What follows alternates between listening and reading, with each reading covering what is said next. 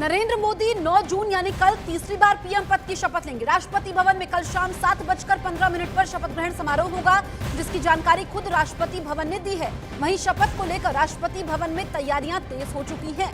तो पीएम मोदी लगातार तीसरी बार पीएम पद की शपथ लेंगे। इससे पहले ये कारनामा जवाहरलाल नेहरू ने किया था और उसके बाद पीएम मोदी ऐसे दूसरे नेता बन गए हैं जो तीसरी बार पीएम बनेंगे। और आपको बताएं कि जब 2019 में नतीजे आए थे उसके 7 दिन बाद पीएम मोदी ने शपथ ली थी। वहीं 2014 में नतीजे आने के 10 दिन बाद शपथ ली थी। इस बार नतीजे आने के 5 दिन बाद पीएम मोदी शपथ लेने वाले हैं। कल शाम को वो शपथ लेंगे। प्रधानमंत्री नरेंद्र मोदी लगातार तीसरी बार 9 जून को शपथ लेंगे। राष्ट्रपति द्रौपदी मुर्मू ने उन्हें अगले प्रधानमंत्री के तौर पर नियुक्त कर दिया और उन्हें सरकार बनाने का निमंत्रण दिया है। और प्रधानमंत्री 9 जून को शाम को इसी वक्त 6 से 7 के बीच में अपने मंत्रिपरिषद के सहयोगियों के साथ शपथ लेंगे। लेकिन इस वक्त हम आपको एक्सक्लूसिव तस्वीरें दिखाते हैं। हम खड़े हैं राष्ट्रपति भवन के सामने और ये सामने में जो प्रांगण दिख रहा है आपको, हम अपने camera person Kamaldev Singh KD से कहेंगे कि वो जूम इन करके दिखाए। इसी प्रांगण में प्रधानमंत्री नरेंद्र मोदी लगातार तीसरी बार अपना शपथ ग्रहण करेंगे अपने सहयोगियों के साथ, अलग अलग दलों के मंत्रियों के साथ। और यहाँ 7 से 8 हजार लोगों के बैठने की व्यवस्था की जा रही है। कुछ लोगों ने यह भी कहा है कि कम से कम 10,000 तक ये संख्या जा सकते हैं। फोरकोट का इलाका बहुत बड़ा है, यहाँ से हम पूरा इलाका आपको नहीं दिखा पा रहे हैं। लेकिन राष्ट्रपति का मुख्य द्वार से जैसे आप आगे बढ़ते हैं और अंदर में जो लाल बजरी का पूरा इलाका है वो फोरकोट का इलाका और वो बहुत बड़ा मैदान नुमा इलाका है। और आमतौर पे जब विदेशी मेहमान आते हैं और उनका सेरिमोनियल होता है तो वो कार्यक्रम इसी फोरकोट में होता है। और इसी फोरकोट में प्रधानमंत्री लगातार तीसरी बार पद की शपथ लेंगे, प्रधानमंत्री पद की शपथ लेंगे। ऐसा तीसरी बार होगा जब प्रधानमंत्री मोदी यहां अपना शपथ ग्रहण करेंगे। तो तमाम तैयारियां जोरों से की जा रही है। न्यूज 18 इंडिया पे आप एक्सक्लूसिव तस्वीरें भी देख रहे होंगे कि कुर्सियां लगाई जा रही हैं गर्मी से बचने के लिए। हालांकि शाम का वक्त होगा, 6 से 7 के बीच शपथ ग्रहण समारोह की शुरुआत होगी। गर्मी का दिन है लेकिन तमाम कूलर, फैन, स्टैंड फैन लगाए गए हैं ताकि लोगों को किसी तरह की दिक्कत का सामना नहीं करना पड़े, क्योंकि बड़ी संख्या में लोगों को इस शपथ ग्रहण समारोह के लिए बुलाया जा रहा है। कैमरा पर्सन केडी के साथ Neeraj Kumar, news 18 India, Delhi. PM Modi ने एनडीए का नेता चुने जाने को सौभाग्य की बात बताया। साथ ही राष्ट्रपति से मिलकर सरकार बनाने का दावा पेश किया, जिसके बाद 9 जून यानी कल राष्ट्रपति भवन में शपथ समारोह होगा। साथियों, मेरा बहुत सौभाग्य है कि एनडीए के नेता के रूप में आप सब साथियों ने सर्वसम्मति से चुन करके मुझे एक नया दायित्व दिया है और इसके लिए मैं आपका बहुत बहुत आभारी हूं।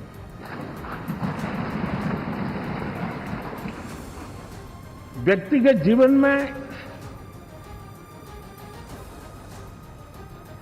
एक मैं जवाबदारी का एहसास करता हूं।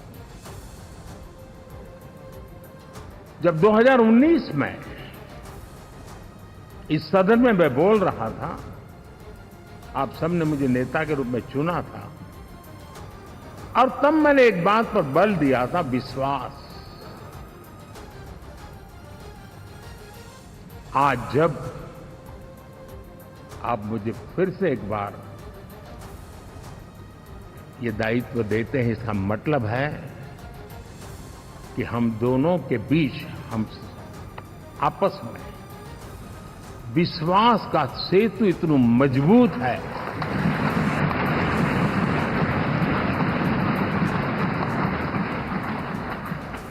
ये अटूट रिश्ता विश्वास की मजबूत धरातल पर है। राष्ट्रपति जी ने मुझे अभी बुलाया था और मुझे प्रधानमंत्री डेजिग्नेटेड के रूप में काम करने एक नियुक्ति दी है और मुझे शपथ समारोह के लिए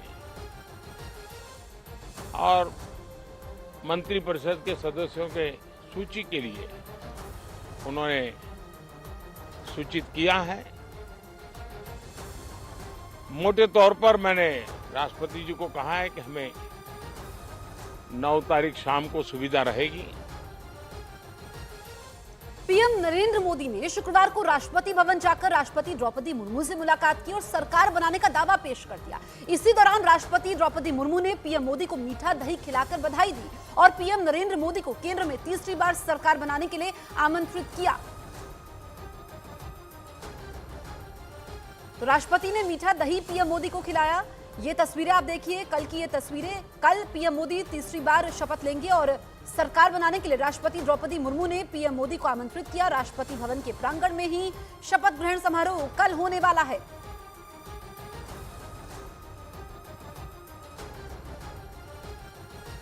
वहीं बीजेपी अध्यक्ष जेपी नड्डा ने राष्ट्रपति को समर्थन पत्र सौंपे जाने की जानकारी सोशल मीडिया प्लेटफॉर्म एक्स पर दी। उन्होंने पोस्ट किया कि एनडीए प्रतिनिधिमंडल के साथ मैंने माननीय राष्ट्रपति द्रौपदी मुर्मू जी को समर्थन पत्र प्रस्तुत कर दिया।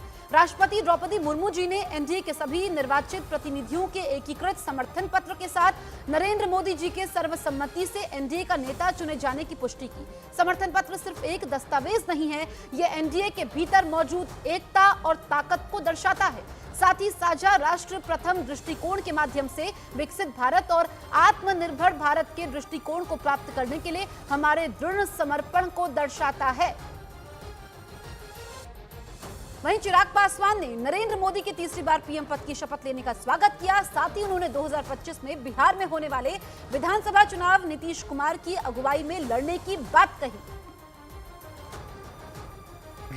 आज प्रधानमंत्री नरेंद्र मोदी को एक बार फिर से एनडीए संसदीय दल का नेता चुना गया है। उसके बाद सरकार बनाने का जो समर्थन पत्र है आप लोगों ने दे दिया है, राष्ट्रपति को दावा पेश किया जा चुका है एनडीए की तरफ से। नहीं, बिल्कुल, और ये हम सब के लिए उत्साह की बात है। इसी लक्ष्य की ओर हम लोग सब मिलकर प्रयासरत भी थे कि मेरे प्रधानमंत्री तीसरी बार देश के प्रधानमंत्री बने। मेरे लिए तो स्वाभाविक सी बात है, बहुत ज़्यादा खुशी का ये लम्हा है।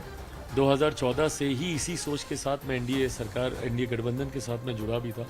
उस वक्त भी सपना यही था कि मेरे प्रधानमंत्री जो उस वक्त प्रधानमंत्री पद के दावेदार थे 14 में, वो देश के प्रधानमंत्री बने और इस बार तीसरी बार वो प्रधानमंत्री बनकर एक नया इतिहास लिखने जा रहे हैं। हम सब के लिए सौभाग्य की बात है कि उस इतिहास के साक्षी, उसके गवाह हम लोग बनेंगे। मुझे लगता है देश में इन 70 सालों में महज दूसरी बार ऐसा हो रहा है कि कोई प्रधानमंत्री लगातार तीसरी बार प्रधानमंत्री पद की शपथ लें और जो प्रचंड बहुमत एनडीए को मिला है ये अपने में हम लोग के मनोबल को बढ़ाने वाला है। ऐसे में वो शपथ लें और जो वादे उन्होंने किए थे उन्हीं के शब्दों में कि 10 साल तो ट्रेलर था, अभी कई और कार्य बाकी होने हैं, देश की जनता को इंतजार है। उनकी तरफ से एक चीज़ देखने को मिलती है और जो चिराग पासवान बोलते रहे कि हम हनुमान हैं, मोदी के हनुमान हैं, आज भी देखने को मिला जिस तरह से उन्होंने मंच पर ही आपको गले लगाया जिस तरह से। ये क्या कहता है, केमिस्ट्री क्या है मोदी और चिराग की? ये वही केमिस्ट्री है जिसका जिक्र मैंने हमेशा किया जब मुझे ताने भी दिए जाते थे कि आप क्यों प्रधानमंत्री के लिए इतने समर्पित हैं। हनुमान शब्द को तंज बनाकर हमेशा मेरे साथ इस्तेमाल किया जाता था। उस वक्त भी मैंने हमेशा इस रिश्ते का सम्मान किया।